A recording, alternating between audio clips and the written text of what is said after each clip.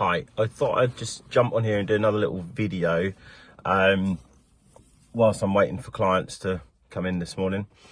And we just wanted to talk a little bit about the sort of increase in popularity, if you like, with private fields, exercise fields for people to take their dogs.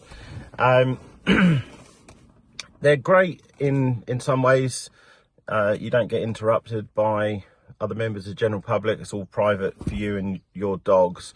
But there is a risk, I think, of people just going to a dog park, letting their dogs run wild because they're in an enclosed area.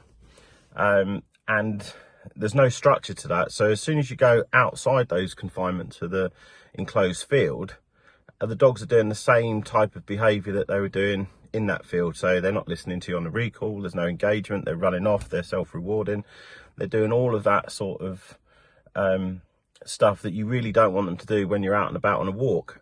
Now, if they're pets, they really ought to be more engaged with you anyway. That's what you want. You're out with your dog, so why would you encourage it just to constantly chase balls and frisbees and other sort of toys and stuff, whereas actually you could add some structure to it. I'm not saying don't do it at all, but it's the repetition of all of that and the fact that that's the only thing you do.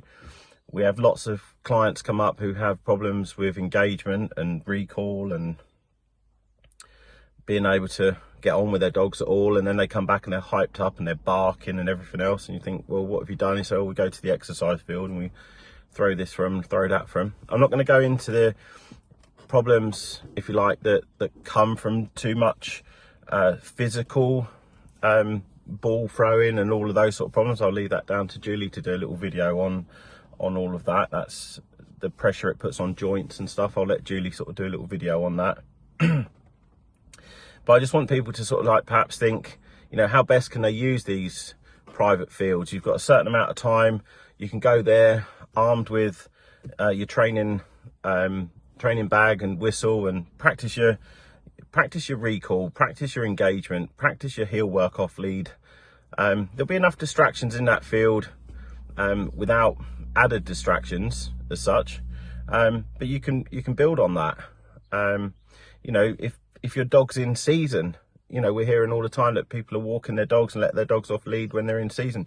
If you check, some of these parks will allow you to have your dog in season in these places. You're taking a private booking. You know, you're not going to come unstuck with other people and other dogs.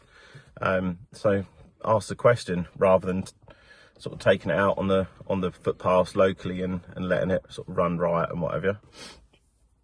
But yeah, so, you know, there's plenty of these fields around. They're popping up all over the place. They're not hugely expensive. But if you've got problems with your dogs, you're just going to make it worse by going to the park and throwing balls and stuff for them all the time. You need to think about adding some structure and some discipline to that so that you can replicate that when you take it out into the big wide world.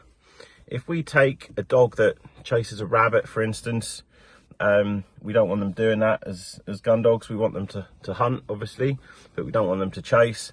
Once we've got those dogs steady in our rabbit pen, we'd be able to get them out of the pen and try and replicate that in a more open space, because otherwise they just become very used to being in the training pen, and they won't necessarily behave how you want once you're away from that. And it's the same sort of thing with these exercise fields. You know, if you let your dogs run riot, the only thing that stops them is a tall fence, a big gate. So yeah, just think about how you're going to get the best out of that hour or whatever it is that you've booked your training field for. I'm not saying they're a bad thing. I'm just saying just think about how you can use them to the best of your ability and get the best for your dogs.